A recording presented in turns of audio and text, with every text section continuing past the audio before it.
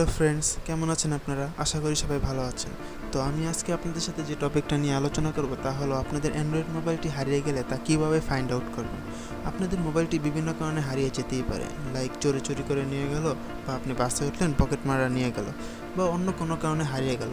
তো ওই মোবাইলের কারেন্ট লোকেশনটা আপনি কীভাবে বের করবেন তার প্রসেসটাই আমি আপনাদেরকে দেখাবো। তো তার জন্য আপনার একটি অ্যান্ড্রয়েড মোবাইল লাগবে। অ্যান্ড্রয়েড মোবাইলের আপনি প্লে স্টোরে যাবেন। প্লে স্টোরে গিয়ে আপনি সার্চ বক্সে লিখবেন ফাইন্ড মাই ফোন। তারপর প্রথম যে অ্যাপসটা আসবে সেটাই আপনি ইনস্টল করে নেবেন। এটা গুগলেরই একটা অ্যাপস। তো আমার ইনস্টল করা আছে, আমি ওপেন করে নিলাম। ওপেন করার পরে ঠিক এরকম একটা ইন্টারফেস আসবে।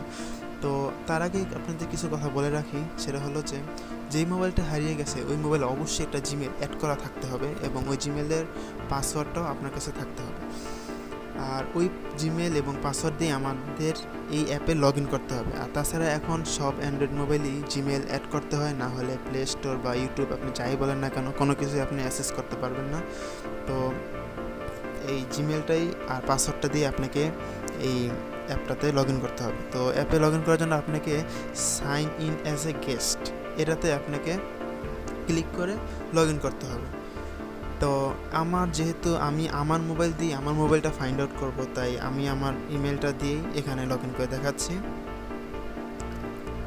আমি পাসওয়ার্ড দিলাম, সাইন ইন দিলাম। সাইন ইন দেওয়ার পর ঠিক এরকম একটা লোকেশন দেখাবে।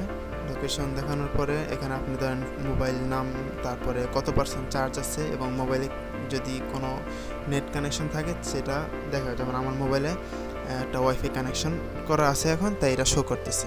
এবং একটা কথা বলে রাখা ভালো যে ওই মোবাইলে অবশ্যই নেট কানেকশন অন থাকতে হবে। নেট কানেকশন অন না থাকলে আপনি ঠিক কারেন্ট লোকেশনটা দেখতে পারবেন না।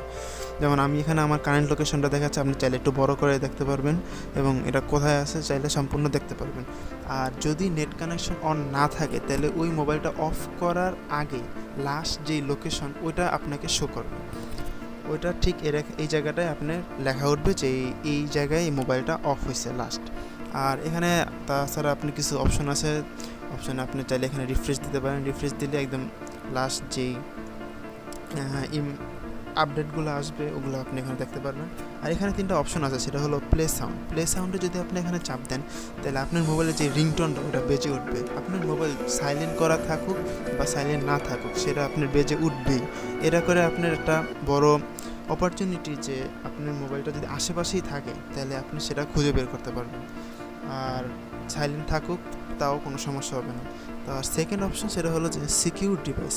সিকিউর ডিভাইসে গেলে এখানে আপনি ফোন নাম্বার বা মেসেজ যেটা দিয়ে যদি আপনি সিকিউর ডিভাইসে চাপ দেন তাহলে আপনার ওই মোবাইলটি সাথে সাথে লক হয়ে যাবে।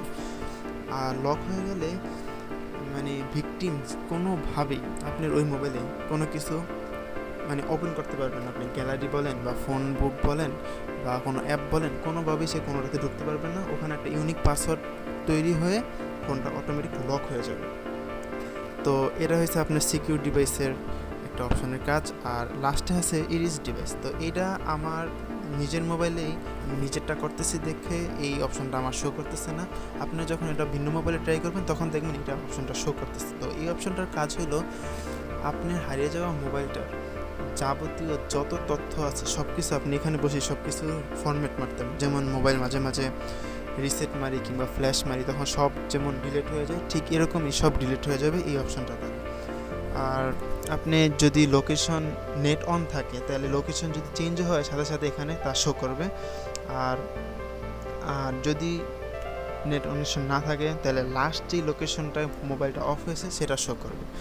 তো এই ছিল আমার সেই প্রসেসটা। যদি আপনাদের ভালো লেগে থাকে আর তাহলে লাইক, কমেন্ট এবং শেয়ার দিবেন। আর যদি কোনো প্রকার সমস্যা থাকে তাহলে অবশ্যই কমেন্ট বক্সে জানাবেন। ধন্যবাদ।